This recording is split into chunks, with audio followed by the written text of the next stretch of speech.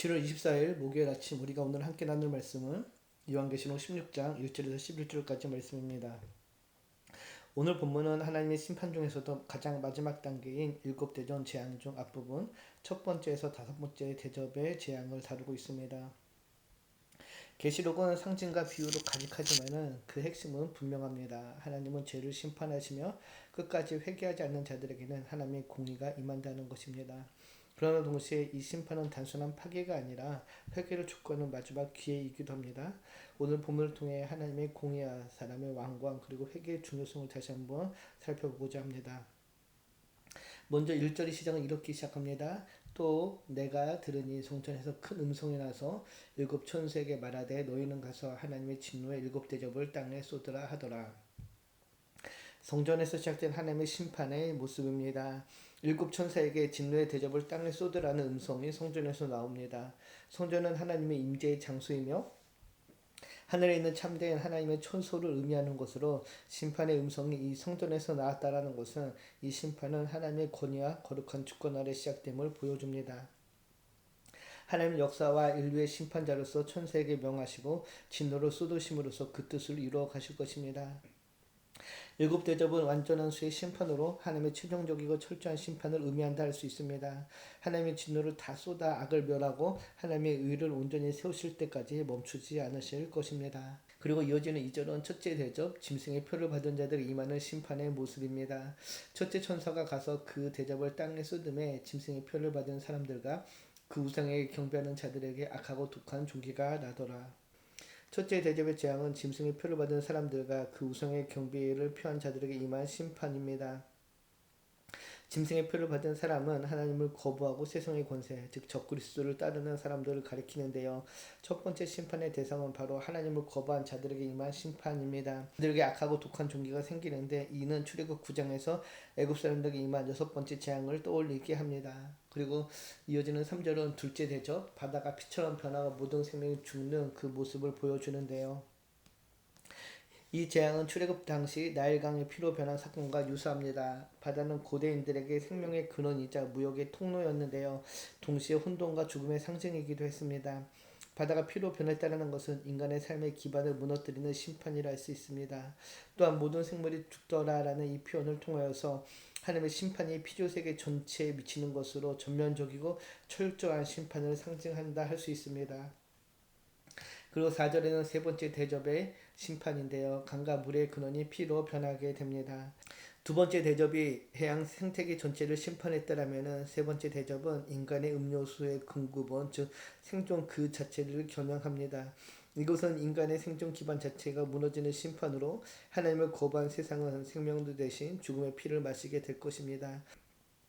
이는 인간이 물이 없으면 살 수 없듯이 하나님 없이는 살 수 없다라는 절대의 진리를 보여줍니다. 이때 5절을 보면은 내가 들으니 물을 차지한 천사가 이르되 전에도 계셨고 지금도 계신 거룩하신 이여 이렇게 심판하시니 의로우시도다.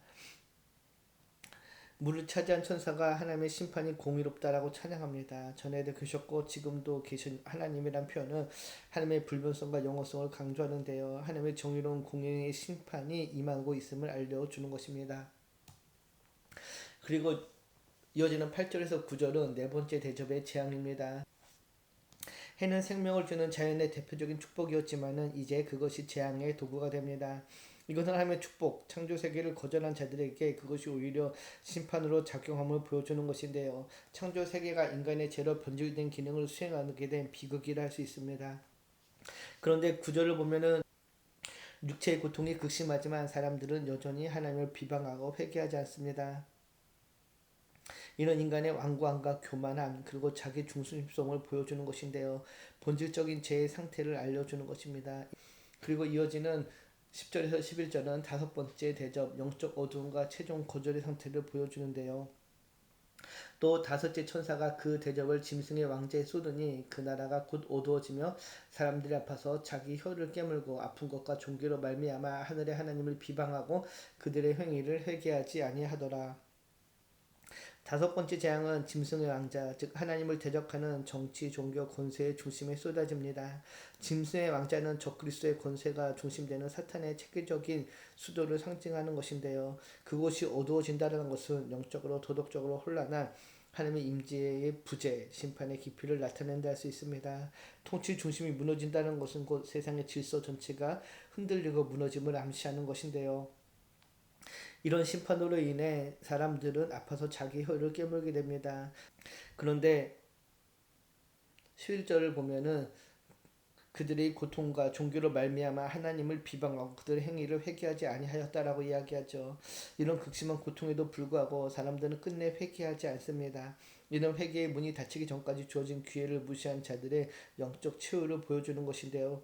회개하지 않음이 진정한 멸망의 본질이 됨을 우리는 다시 한번 보게 됩니다. 오늘 본문은 우리의 삶의 주인이시며 죄에 대해 반드시 심판하시는 하나님의 모습을 보여줍니다. 그러나 그 심판조차도 우리를 향한 자비에서 나온 것임을 기억해야 됩니다. 우리는 하나님의 공의를 두려워해야 하지만 동시에 그분의 사랑을 신뢰해야 합니다. 하나님은 지금도 우리에게 돌아오고 회개하라라고 말씀하고 계심을 기억하시고, 오늘 우리의 삶의 자리에서 나는 세상의 유혹 가운데 하나님의 말씀을 신실하게 따르고 있는지 돌아보며 지금 내가 돌이켜야 할 제 모습들이 있었다면 그것이 무엇인지 한번 생각해보는 모두가 되기를 축복합니다. 기도합니다. 참 좋으신 하나님 감사합니다. 하나님의 공의와 자비를 다시금 깨닫게 하시니 감사드립니다. 우리의 완고함을 불쌍히 여겨주시고 우리의 마음을 새롭게 하사 날마다 주님께 돌아가는 삶이 되게 하시고 하나님의 뜻을 순종하며 살아가는 삶의 제되기를 소망합니다. 감사드리며 우리를 구원하신 예수님의 이름으로 기도드립니다. 아멘.